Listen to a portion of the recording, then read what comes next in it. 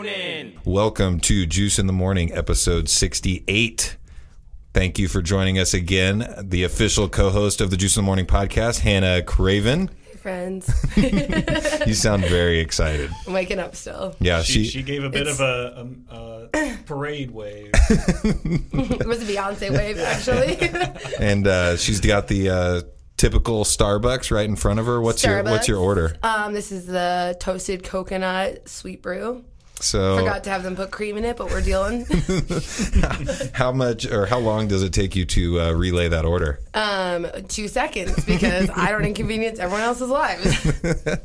So was there somebody that was causing you a problem in the drive-thru? Yeah, there was. This lady was there talking for a long time. I was like, oh, there's only one person in front of me. This never happens. But then that lady took the time of 4 people being in front of me, and I was like, great. And they were not trying to pay it forward and pay for the person behind them either. Yeah, no, she sure wasn't. I'm like, take your Salt Life sticker and get out of my face. And there's those Salt Life stickers are a damn epidemic. I know. There's no salt water anywhere around us. Yeah, like drive all the way there. Please get out of my face. Go kneeboard on your hillbilly lake, you dirtbag. With your Uncle Dad. And I also want to welcome back producer Thom. I like the sound of producer Thom. How do you feel about it? Me too. He just brings a lot of... I enjoy it. And people often ask me, I say often, actually forever they have asked me if I prefer Thom, Thomas, or Tommy.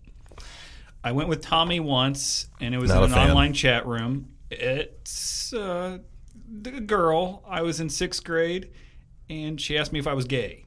So I don't go with Tommy. Tommy Hilfiger can pull off Tommy.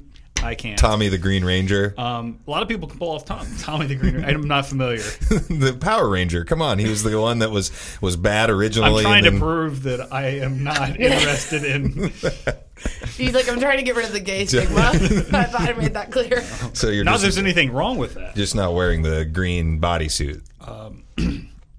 But I always go with Thomas, but I've found that people just want to call me Thom sometimes, and I like it. I think producer Thom has a really good ring to it. Producer Thom. PT. Yeah.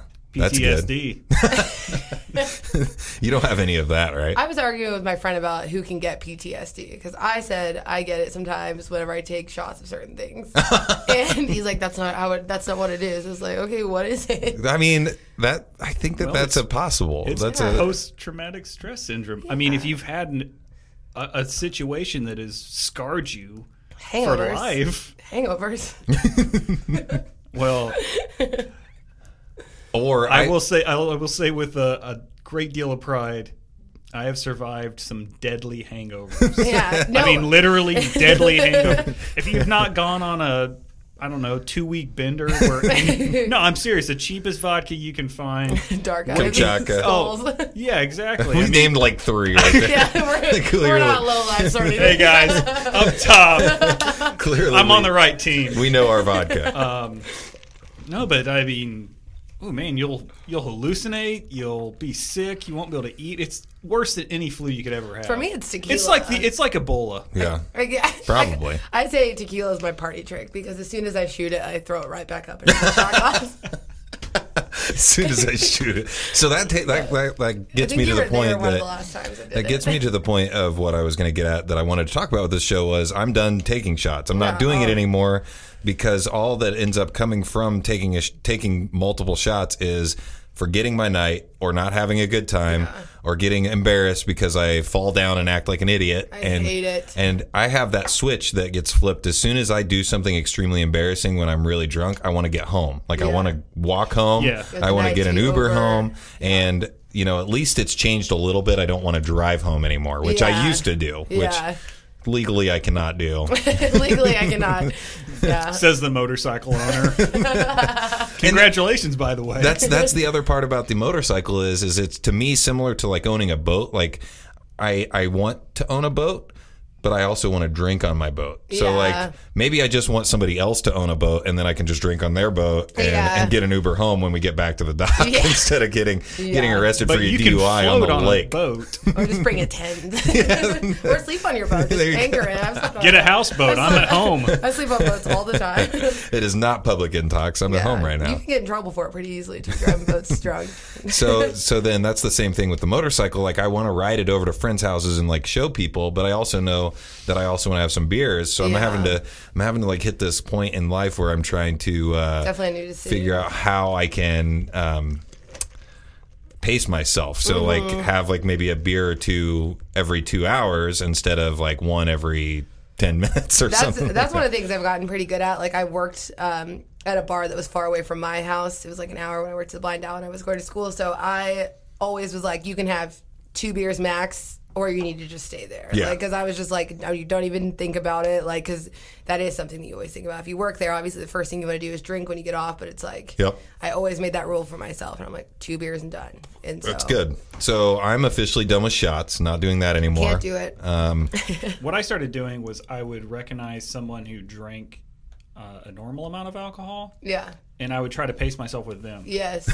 That's a good idea. You know, because I can't do that with most of my friends. Yeah. I can't. So I just have to pick someone. I'm like, oh, that guy actually spent 20 minutes drinking his beer. It's like one of those parties when you're like Edward 40 or whatever, when you like drink with someone every time they take a shot. I'm just kind of, but they don't know it, so that's kind of creepy. I'm just kind of just eyeballing them, give them a wink every time they take a drink of beer.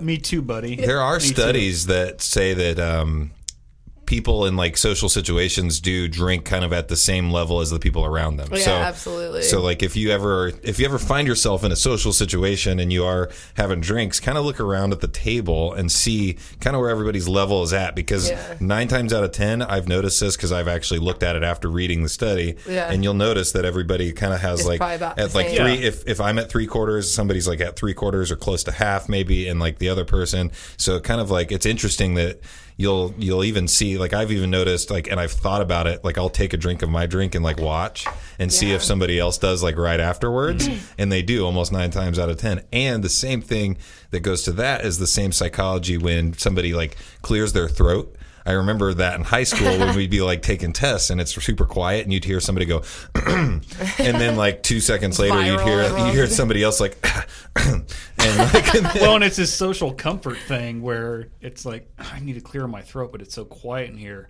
And then the fat guy in the back is like, and you're like, well, shit, he just did it. So I guess I can give me a polite, and then somebody goes, and they blow their nose into their Kleenex, and then it just becomes the grossest thing that you've ever been a part of. I think that like drinking on the same level thing too. It's like, well, so I think more so when someone else gets another beer, then you're, oh yeah, me too, because you never want to be the most sober one, but you also don't want to be the most drunk one. Yeah, so it's absolutely. like, let's all be on the same level. But then everyone's got different levels of tolerance too. Okay, so Thomas, the producer, just gave me a message that we should be calling our guest soon. So I'm going to let you go ahead and introduce the guest that's going to be on the phone with us.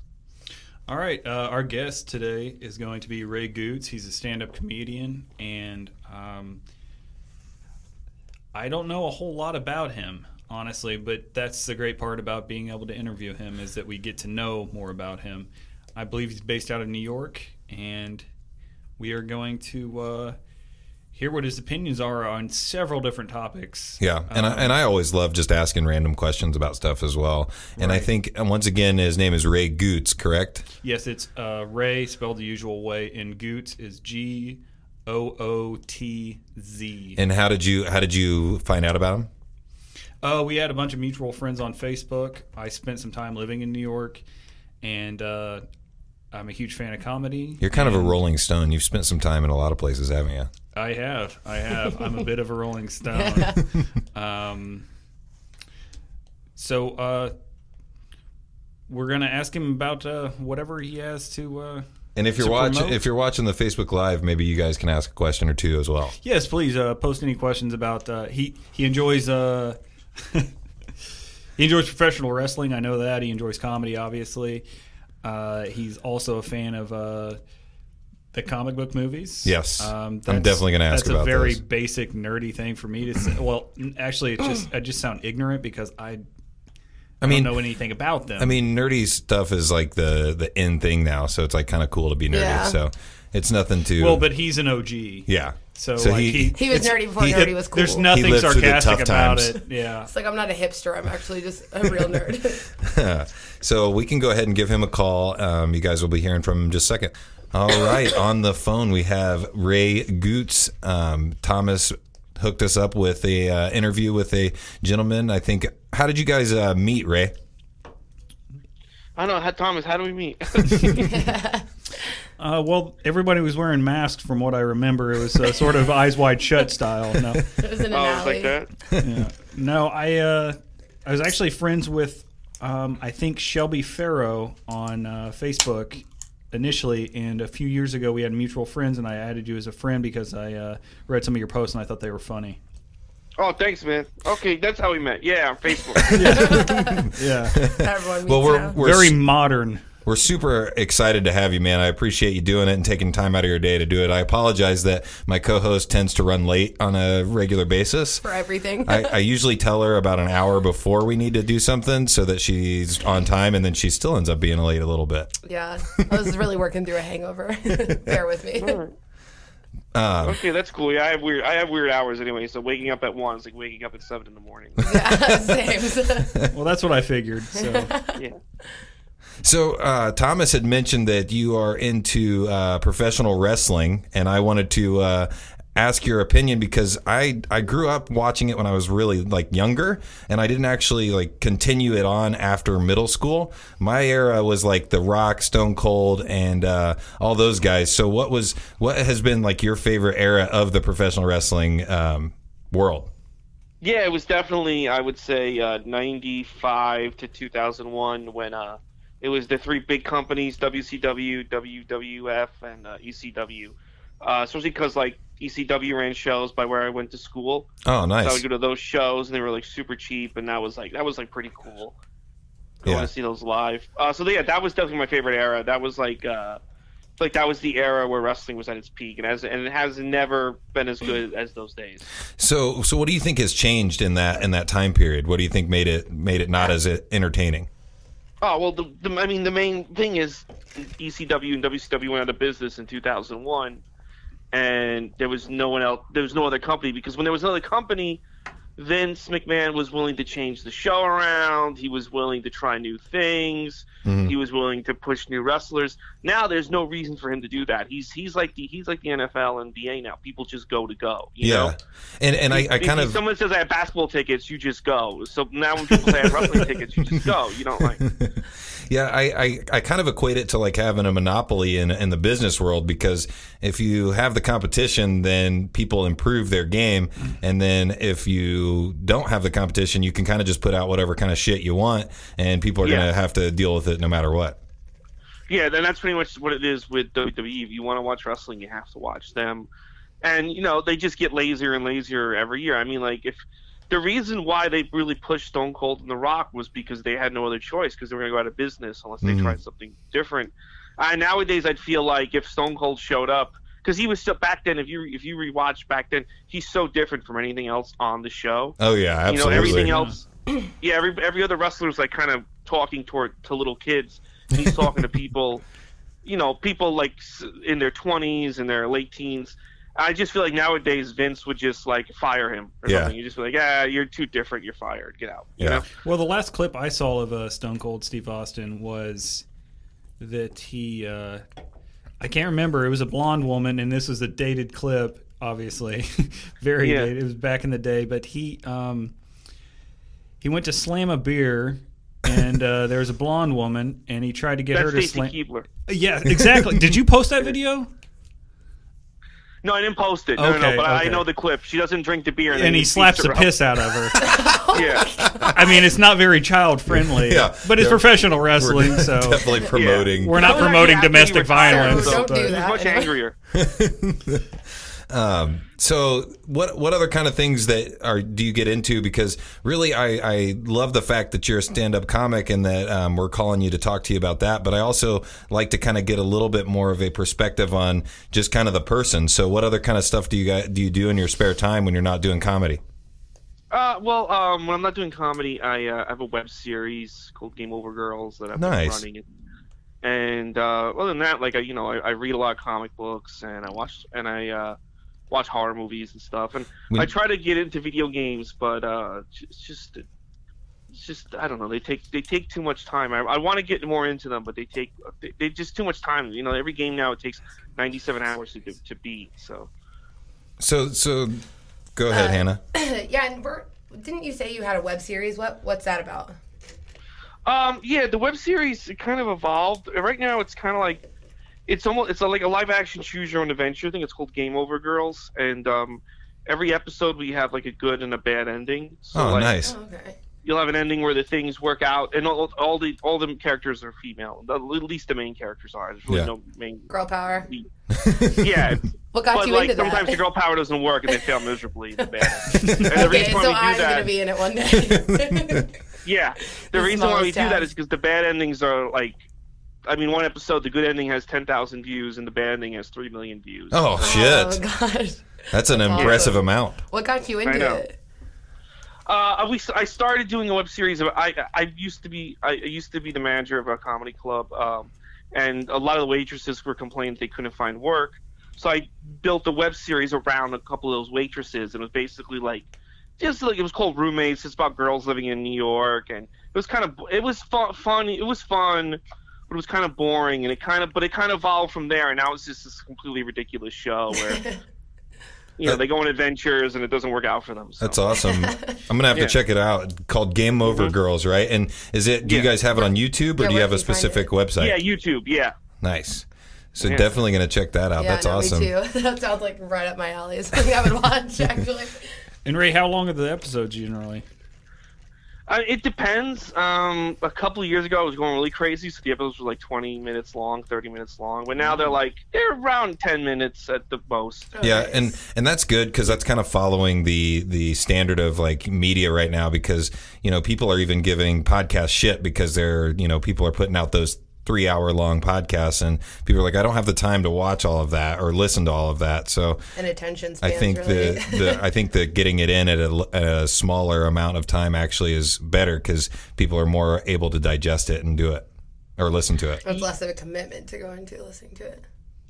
Yeah, but I've actually found like a lot of YouTubers now are going to 20 minutes and stuff. And if it's a topic that people care about, they'll stay. If it's something that nobody cares about, they're not going to stay. So, I feel like more and more this new generation is treating YouTube like TV. Yeah, absolutely. Well, you can stream everything online, so YouTube's kind of in that, I feel like. Yeah. Yeah, and there's a lot of people creating original stuff that you're not going to see on television. And they have a pretty big following on YouTube, so that's pretty cool. So I was going to ask you, since you are creating this show, do you create it on your own?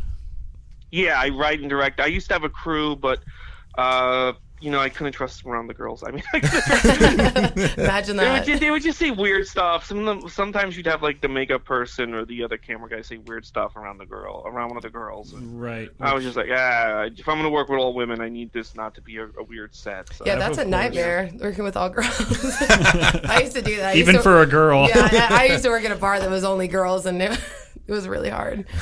Yeah, sometimes it's hard, but sometimes if you have like a weird guy, it can be even harder. So yeah. So I write, I do the whole thing myself now at this point. I write, I film it, I write it, I direct it, I edit it all by myself. So. That's awesome. So it's sort of that dream job that Louis C.K. has worked so hard to have. I'm not trying to be funny. I'm serious. Woody Allen. Yeah, exactly. Yeah. Well, that's my dream too, honestly. Yeah, minus the child bride. Yeah. Well, yeah. Well, I don't know. I mean, did you say child bride? I'm sorry, I missed that. Yeah, he said child bride. Yeah. No, my wife. Woody Allen, the Sun Yi or whatever. I did not know that. 52, but yeah.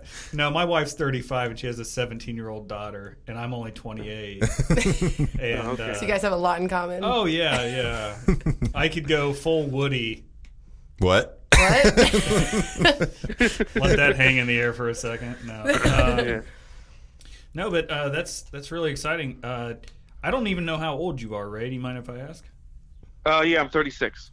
I was hoping you would say 12. I'm actually 14.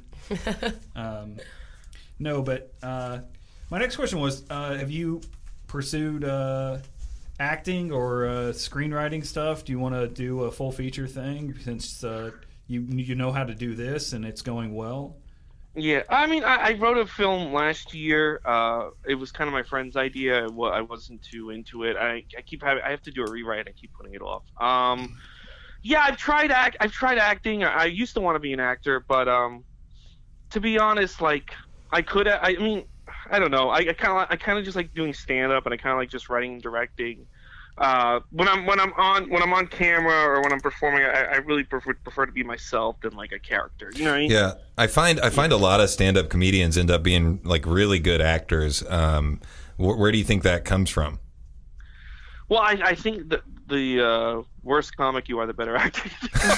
Because like Patrice O'Neal was a great comedian, but he wasn't a good actor. You know what I mean? Same thing with Jim Norton. Jim Norton's not really that, or even Artie Lang. They're both great comics, but.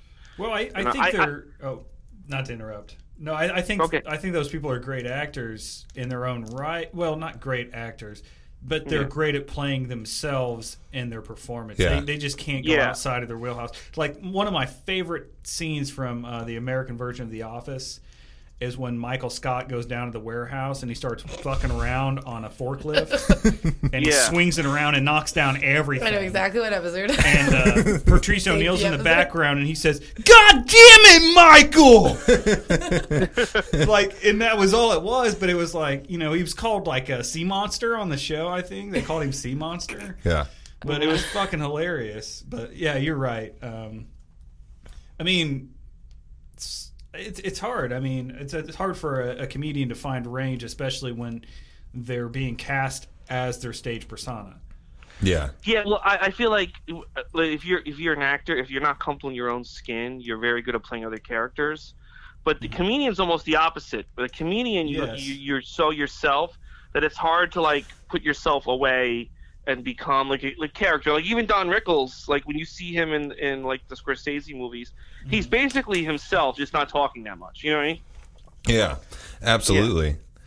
Yeah. Well, the cool thing is, I feel like whenever they put comedians in shows, there's a lot of roles that will fit their same personality. Like you can always fit someone who's just that funny guy, or just like, I don't know, whatever their normal persona is.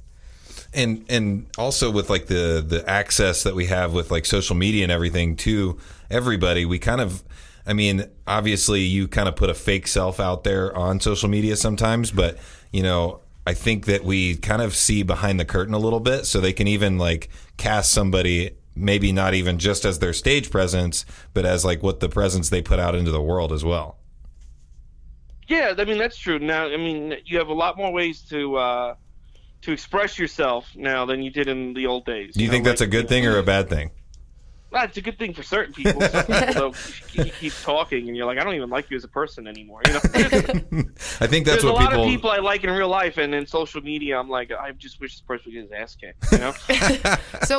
So, what's one of your favorite jokes or kind of one-liners that you always say, but you feel like never gets the reaction or the like laughs that you want it to?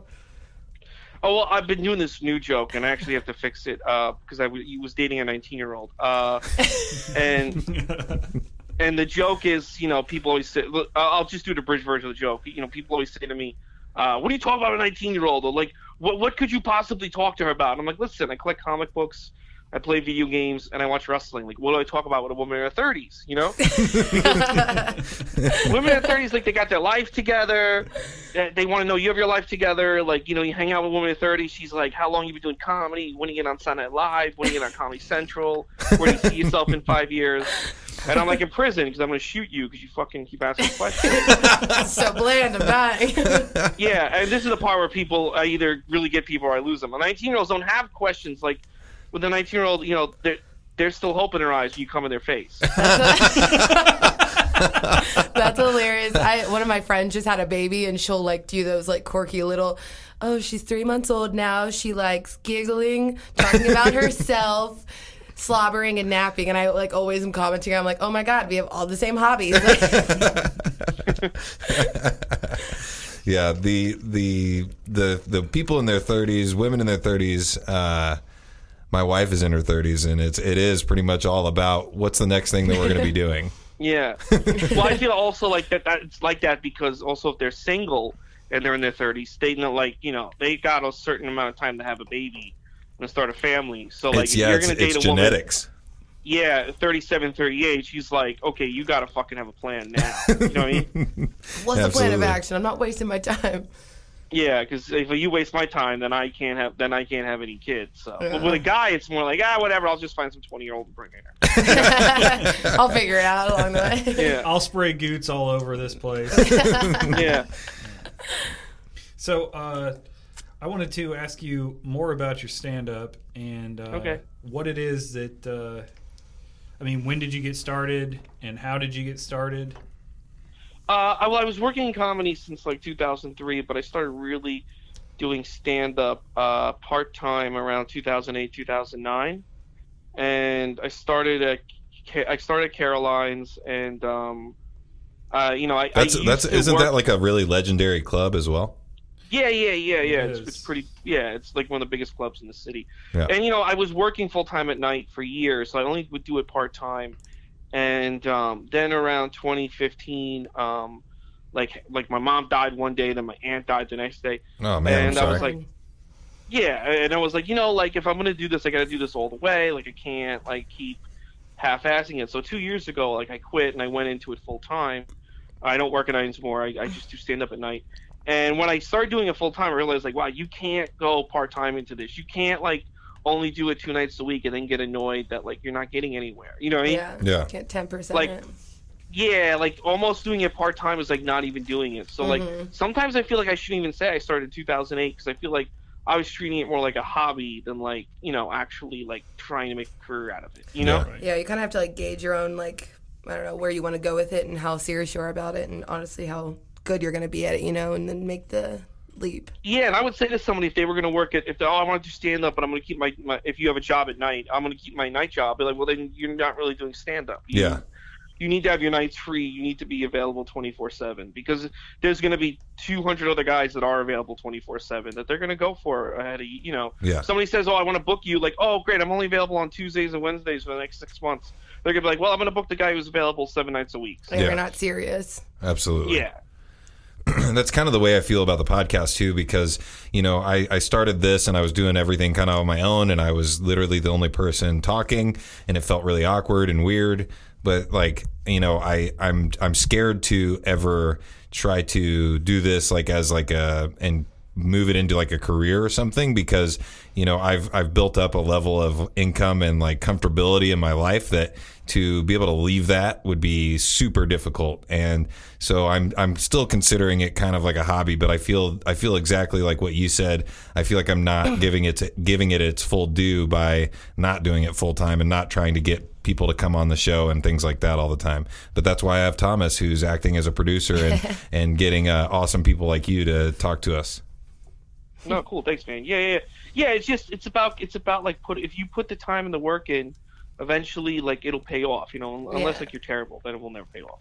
You gotta start doing it. You know what? If you meet the right agent, even if you are terrible, it'll pay off somehow. Very true. Yeah. So Ray, something else I have picked up on. Well, I was trying to describe you, and I was only able to describe you through your Facebook posts. Okay. And your Facebook posts kind of a lot of times have a bit of a well, it's like it seems to be a harsh opinion about one thing or the other, positive or negative. You take a stance on a lot of things, which I appreciate, which is why I actually started, recognizing what you were saying a lot more. But you kind of reminded me of someone that maybe takes a harsh stance on something, but doesn't really hate it that much. It's just like in that moment you're incensed. Yeah, sometimes things really piss me off. Yeah. Oh, same. Relatable. That's all of us. And by everything. And he showed me a couple of posts, and I was actually entertained by them. Yeah, we had a whole conversation about. What post did you show him? Because I write a lot. I get annoyed and I write. Well, we had a full conversation about how headliners don't get the respect they do, and the post you had about Dane, yes, that Dane one Cook. about Liza Schlesinger. Yeah. Which I agreed with completely. I just feel like, the thing about comedy, I just feel like a lot of people treat comedy more like, okay, this is my thing. I think there's people that weren't popular in high school, right? Me. A lot of them go into comedy. But here's the messed up part. When they're into comedy, they start treating it like high school, like they're the cool kids in high school. And I feel like with Liza Schlesinger, she's a safe target. I love her. Sorry. Okay. Well, a lot of comedians have been going against her recently. I mean, they're ripping on her because they didn't like the way she twerked last week at a party. But I feel like she's a safe target because she kind of came up on her own. She didn't really have a crew. She didn't really she wasn't buddy with the comedians who are buddy. She wasn't part of any cliques. So she's a safe person to attack because if you attack Amy Schumer, she has a lot of friends in comedy and stuff. She got a billion followers that are going to go after you. Yeah. But at the same time, if you're a comedian who isn't going anywhere, then you shouldn't really attack any headliner. You can say I don't think they're funny, which I don't think. I don't think Jared Carmichael's funny, but I'm not going to discredit that he's had a really great career. And the same with Liza Schlesinger, screw her, she's garbage, she's nobody, I'm better than her, which is what a lot of comedians are saying who can't draw a picture, let alone a crowd. And it's look, you can say she's not funny, but you can't say she's a failure or that nobody thinks she's funny or that you don't respect anything she's done. When she could tweet out that she's gonna play a laundromat and it's gonna be everyone's gonna run to that laundry. I mean, that's just the power that she has. But a lot of people crap on her because they think she's a safe person to crap on. Do you actually listen? Do you have you listened to all of her stand up? I've only seen what's on. No, I haven't. Netflix. I haven't listened to all her stand up. No, but I mean, when she comes somewhere, it sells out within 3 seconds. Yeah, she does a good job. I mean, my whole thing with her is she was hilarious in the first two, and then I think lately she's gotten a little too preachy and political. The third one, I didn't even finish it. I was kind of this is a little too much, and it became just more political than anything. But her first two are hilarious. I quote them on the reg. She's just kind of a girl who doesn't really care, and I love that because also me. Well, I think that drives a lot of female comics insane. Yeah. Mm-hmm. I think that a lot of comics. It's very similar. Again, like I said, they treat this like high school too, but now it never ends. Yeah. Yeah, exactly. Got to get. And I'm not here to. My thing is, I feel like if you were popular in high school, you don't really treat life like that because you're all right, I had it. And I mean, I was popular in high school, so when I do comedy, I'm not there to it's all about the hang and you gotta hang out with other comedians and you gotta do this, you gotta do that. I'm not about to hang. I have my friends outside. What I'm about is going on the stage, making people laugh, trying to figure out some new jokes, and then going home. And I feel like a lot of people, it's not even well, screw the crowd, screw the jokes. I just want to hang out. It's then join a social. You're not doing comedy. Well, join Toastmasters. And those people are always the most vocal on Facebook or social media, and they're always the ones screaming about the comedy community. There's no comedy community. Give me a break. Anyway, that's a whole. No, and I agree. Sorry, I just interrupted my host. I'm only the producer. I gave him the hold on a second finger. You're getting the smaller mic next time. Yeah. Which means I might be swimming with the fishies tomorrow. We can see his pond out behind his yard. I do have some concrete out back, too, that I can tie to your legs. Yeah. Oh, I forgot about that, yeah. Concrete galoshes. Well, the only place for that, I feel like, is where Seinfeld said that when he first got into comedy, it was just he saw people standing out and outside the clubs, and they were comedians, and he just wanted to be one of those guys. That was his initial interest, and that's fine. If you just want to be a part of that group, you just want to have that in your life as a persona. If that's your initial attraction to it, it's difference between seeing a pretty motorcycle and then becoming a great stunt driver or racer or something. He obviously got started and now he's friends with everybody, but that's not everybody's personality. Yeah. Yeah. I don't want to be friends with everybody. Honestly, I don't like most people. I don't like talking to people, and especially after I've put in a lot of hard work with something and I see someone else being successful, you don't have to be a jealous person to not enjoy hanging out, and you don't have to have a family to enjoy being by yourself. You know, like if you want to spend time by yourself as opposed to sitting around a crummy club or, you know, like, or if you're not a drinker, or if you're not like what else are you going to do? You're right. You know, you write your jokes, you put in your work. You want to go home and do your thing and get back to work. It doesn't have to be your social life. Yeah. But people do try to use that as power, I think. They try to like clump together, and I don't know. I think it's nonsense. Yeah, but again, like I started seeing a pattern, and I started seeing like now that I do it full time, I see people do that where they try to consolidate their power, and they're like, I'm only going to book my friends, and we're going to take over this one section of the city. And like, and in my mind, it's like, well, then I just won't go near that section of the city. Like, you don't have any, your power is make believe. Yeah, absolutely. But again, I see it time and time again when they think somebody's safe and somebody can't affect their career, they go after a comedian, and it's like, you know what? If somebody's selling out clubs every night, maybe, and you can't even get paid work, maybe you should realize, like, hey, they're smarter than you at this, and you can learn something from them. But they see in their mind, like, they think they're already better than that person, and that's a big mistake. Well, the thing that I see with it is it's like basically they think that. Well, the problem that I have is when people start to gain notoriety and gain fame, they start to be a lot more open about like what they politically feel and things like that. That's why it's kind of refreshing to see like people that are comedians that, as soon as they start to get a little bit of buzz around them, I like the ones that don't go immediately after whatever political figure we're all going after, which is what 99% of people have been doing for the last year. And I know that it's a big deal, but it's one of those things that like they'll have their character and they'll have their stand up and like it'll be great, and then all of a sudden their next special or whatever comes out and you're getting a bunch of shit that isn't funny. Like it's not observational. I mean, the world, like a lot of the stuff in the world isn't funny right now, but there is a lot of stuff that is funny. Mm-hmm. Yeah, totally. Yeah. There is a lot of stuff that is funny, and I feel like people will always harp on the same few things, especially like like when something happens on Facebook, there'll be 97 comedians trying to write the same joke about the same thing, but then there'll be comedians also writing, "That's not funny," or "You shouldn't make fun of it." Like the comedy police, there's always somebody who can't get a laugh and never goes on stage. Someone's always easily offended. Bark orders at people, but. I mean, another thing, people are yelling at people, "Don't write jokes about Ariana Grande," when that bombing happened, right?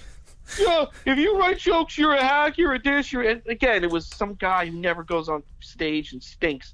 So I wrote like, hey, if you have a joke that you think works about Ariana Grande, nobody can tell you not to write it. Just fucking write it. Well, yeah, that was like, there was like a story of the guys going up literally like the weekend after like 9/11 or something like that, and they were like, they felt like they had to do it because like they were like, the world needs a little bit of laughter. So like, yeah. I think that it's definitely something that works really well when it's done right. Yeah, and respectfully. Yeah, well, with 9/11, you had to.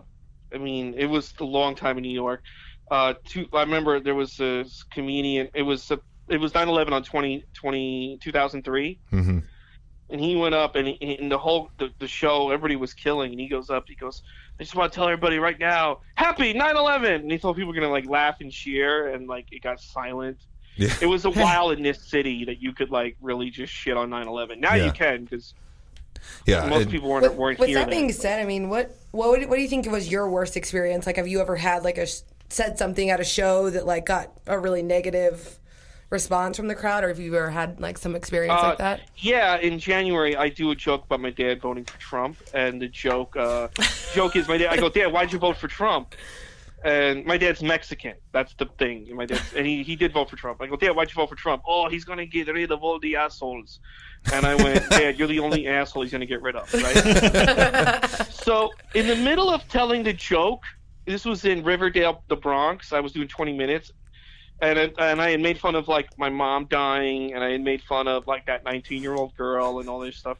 And in the middle of the joke, and I made fun really of my light dad. stuff. Really gauge like the crowd's emotions. Well, no, and they were all with it. And in the middle of the joke, and the joke's not even shitting on Trump. The joke is making fun of my dad.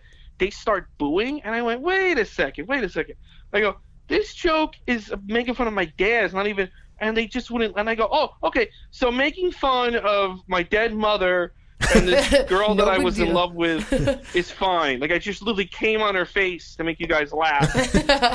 Like, I could shit on the Bible and Jesus, that's okay.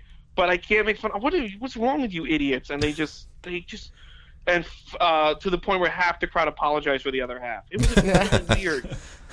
I remember you posting about that when it happened. Yeah, it was like, and that came up with another joke. It's like, listen, I've loved Hulk Hogan my entire life, but he's my hero, but like I can still make fun of him. You guys did. I said, there's no way you guys have been loved Donald Trump as long as I've loved Hulk Hogan. Like, this is a new thing for you. You're all in your 50s. And you're gonna boo. They were like they got really like vicious, and I was like, he won. I don't know why. Like, that's why I don't understand why everyone's still so upset about it. Well, I don't know. It's kind of calmed down, but like in January, around January, February, Trump supporters just didn't want to hear anything in comedy clubs about him. I think now they don't give a shit anymore. I think now it's kind of like back to normal, but for a while, and it was all like people in their 50s and 60s. It's kind of weird nowadays because you almost feel like, and there's a lot of older comedians who are like, oh, I'm edgy, I'm this, I'm that. And it's almost like a reversal. You know how like most time it's the young kids who are like crazy and the older people are like, you need to go to church, you know? Now I feel like it's like these guys who are 50, 60 who are like, yeah, and they're like, yeah, I'm a rebel. I'm going to fucking take it to the man. And I'm like, well, you're the man. You're the fucking guy. You are the man. The man. You literally are. Yeah, you literally the man. And you're not. But there's this weird thing with these middle-aged men now think they're edgy rebels. With the emotions of like a 6-year-old girl. Yeah, and it's like, dude, yeah. It's like, and there's a couple of comedians who were always super clean and were always very nice. And now all of a sudden, ever since Trump got elected, they're acting like they're fucking Kid Rock. God, that's all we need. Who's running for Senate? American badass. Yeah, I'm an American. Yeah, it's like, dude, I love my guns, and I'm like, you're 52. Yeah, grow the fuck up. Bad back. And he's still wearing the wife beater and the jeans. Yeah, I mean, wife beater die. Yeah, you can't be the hip rebel once you pass 45. I mean, sometimes, you gotta understand, like, at a certain point, you're a dad or a granddad. And a lot of the times, if they are going to continue to be the rebel, they don't live much past that. Yeah. So. Yeah. Yeah, there's only really a few members of the Mick Jagger Club left. Yeah. And it literally includes Mick Jagger and Steven Tyler. I think there's a third. Who am I missing? I have no clue. Well, yeah. If you were Steven Tyler or a member of AC/DC or Guns N' Roses, right. You can be a rebel. You can be a rebel till you're 97. I mean, you're in your stripes. But if you were a comedian playing the Ramada, telling jokes about how your wife nags you, and now all of a sudden you're like, oh, I'm a rebel. I'm gonna take it to the man. Like, shut up. Very good. Yeah. Well, I completely appreciate you taking the time out of your day to do the podcast. And this is something that's small, but I hope that, you got something out of it. We definitely got a ton out of it with just having you on. It was very entertaining to talk to you. I want to see if any of them have any final thoughts for you or final questions, and then we'll kind of wrap it up. One more time, again, want to say your name of your show on YouTube for everyone. It's a Game Over Girls. Game Over Girls, okay, because I'm definitely going to look into it, and I'm definitely really big into promotions. So yeah, I'm going to look into it and sharing it. Okay, cool. And it was really great meeting you as well. Thank you so much for coming on. No problem, guys. It was a fun time. Oh, and you're going to be Monday, Caroline's at 7 p.m. Yeah, every Monday at 7 p.m. I have my own show at Caroline's. So Awesome. that's every Monday at 7. That's Ray Gootz. And Ray, if you want to, we're going to post this. It's going to be up tomorrow. Yep, it'll be up tomorrow. Tomorrow? Yeah, midnight is when I usually post them. I'll tag you in the post, and you can repost it. Or are you on Twitter? Yeah, I am. I never use it, but you can tag me on Twitter. That's what everybody says. I swear to God, I feel like I've wasted. I feel like Twitter was so 2012. Right? I wasted so much effort I'm so on over it. Twitter. I want Twitter to go away like the pet rock. I hate everyone on Twitter. They don't even make it now. You can't even like the thing about Twitter. I'm sorry to go on a rant real quick. No, go ahead. The thing about Twitter in the old days was it was real time. Now they're like it's like this. You might like this more, and I can't even follow. Like if something's happening in the real world, I want to see people's real-time opinions. I can't even do that anymore. Yeah, it'll show you like 4 days ago this person said this. Yeah, and it's like, no, like, I want to see what people are saying about, like, whatever it is that I'm watching. I want to see what people are saying about the new Walking Dead or whatever. Yeah. And that's what it used to be good for, and now it's not even good for that. So what is it good for? Nothing. Well, and that's what was awesome was when you first got Twitter, if something blew up, like, Twitter would shut down because it would get overwhelmed with traffic. Yeah. Because that's how it was going. They were doing everything live, and you get that white or that white whale. Yeah. They would I pop remember up, that. and then you're like, oh shit, this is really crazy. Like this is like the O.J. Simpson chase sort of shit. You know? Like well, that's, people were. but When there was a problem, there was small. fights in Egypt. People were helping each other through Twitter. Yeah, Right, I remember that. And now they'd have to sit through like 4 different ads, a bunch of gifs, just to get to like you might like this. You might like this. If you like I'm trying to find out where the Syria, bombs are. Can you just send? I'm trying to find out where the bombs are. Yeah. But once again, man, thanks for being on. And if you're ever, I don't know if you travel a whole lot, but if you're ever in Indianapolis, it would be awesome to have you come on and do this in person. It would be great to, watch your show and do all of that stuff as well. No problem. I'm always on the road, so I actually, if I am in there, I will send you a message and maybe we'll make it happen. Yeah. Okay. well, and may I suggest you never come close to Indiana because there's nothing here. Actually, I did do a show there in Culver, Indiana, at a military. Oh, okay. I know where that's at. Culver Military. I dated They had a someone high there. suicide rate, so we couldn't do any suicide. Right, That's not good. we recently had, I saw Shane Moss's show, and I saw Doug Stanhope. I saw Tom Cotter and Tom Dustin and Jay Snyder. I saw, people come through here, but it's, I don't know. I think it's a good town for comedy, but it's not my favorite state. Well, you have been all over the Okay. place, but definitely get a hold of us. I'll add you on Facebook and all that stuff because, like I said, Thomas just got over here and kind of we went through the itinerary, so I didn't have a whole lot of time to get it all prepared. So we'll stay in touch, and I would love to have you come on, man. All right, cool. No problem, man. Anytime you guys want. Thank you. All right, Ray, have a good day. You too. Bye-bye. Bye. Good. I never know how to turn the phone off, like quick enough, like so I feel like they're just sitting at the other end, like, are we done now? But we're getting towards the end of the podcast, anyways. So I just wanted to give a shout out to the Smugcast from Greenwood. They're a couple of guys that have a podcast that's doing really well, and I love listening to them. They're hilarious. Hannah and I are going to be guests on the show on Tuesday. They usually drop their episodes on Monday, so it would be next Monday. And it's weird to think about this because I'm trying to do the math in my head. This drops on Monday, so it's going to be literally a week from today that you'll be able to hear it. They're great guys. We had a good time last time that I was on there. And then also I was on the Pointless Discussions podcast on Friday, and that comes out this Tuesday. So if you get a chance, just search them in iTunes. It's Pointless Discussions. It was a great time hanging out with those guys. They're always funny as well. They do kind of like a D&D type improv thing where it's called Hospitals and Doctors, and that was like their episode, I think 2 episodes ago. Hilarious. If you ever get a chance, it's like literally listening to a story unfold like in real time as you're listening to it. It's awesome. And also the shirts, I'm working on getting the shirts figured out to where people can buy them. I've heard a lot of people talking about they want to buy them. I know it's most of you are my friends wanting to buy them, but if I get like 10 friends to buy them at $20 a piece, that's $200, and I don't know how much I'm getting the shirts made for, but I'm assuming that's a profit. Well, I'm going to need a package of gray V-necks because that's all I rock. Yes, that's right. I forgot. We should look at pricing too. I don't know how much those were to make them. I don't know if you're like attached to that one, but we could look around to see what's this. I have a couple friends that are like part owners of like t-shirt companies. Hell yeah. So.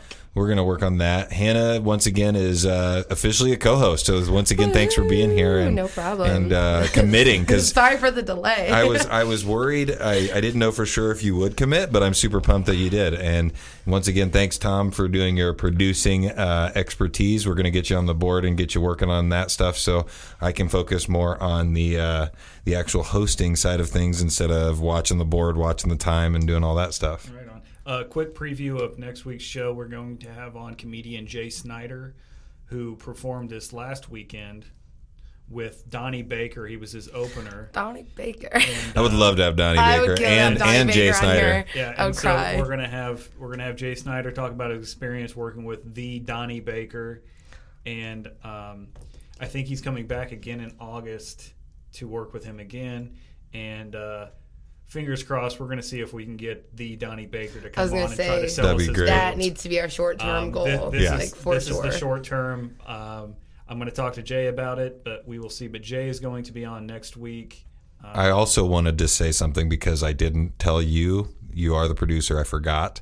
I need the details, baby. Unraveling live. There is a Twitter account, and it is two women that host their own podcast, and they are phone sex operators, and they want to be on the podcast because they have their own podcast where they talk about basically what is it, like, I'm trying to think of the word, the sex workers. Basically they talk about sex workers, they talk about other topics, like escorts, stuff like that. Awesome. As well as the phone sex and things like that. They want to be on the show, so I told them that we could work them in, so maybe we can do a bonus episode and drop it a little bit later in the week or something. That could be a very polarizing show.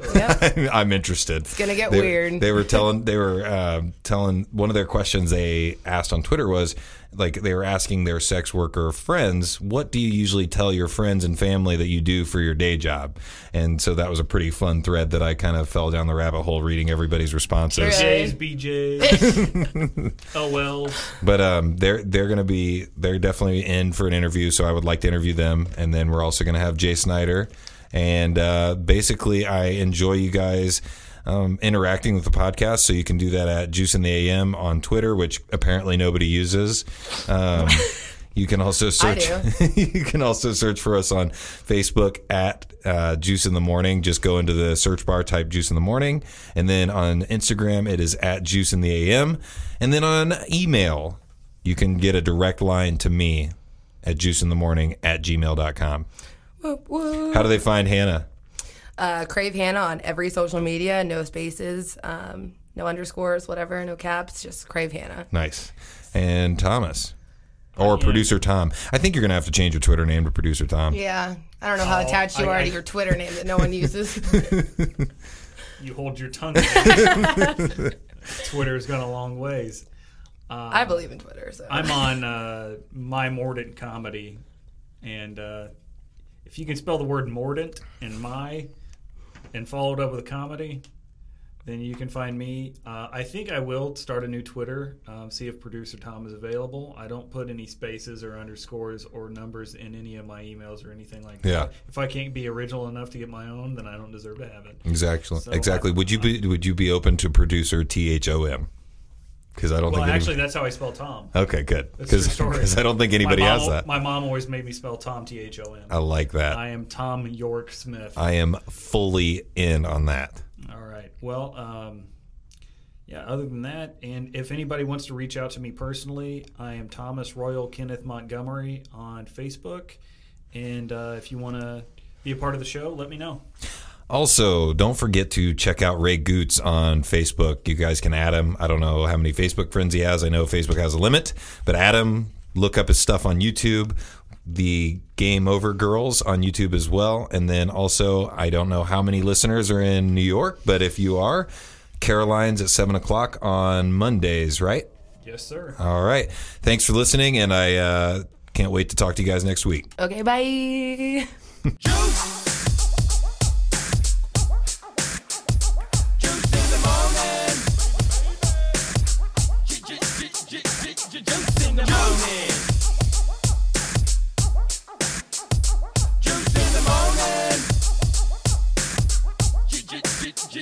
Just in the morning.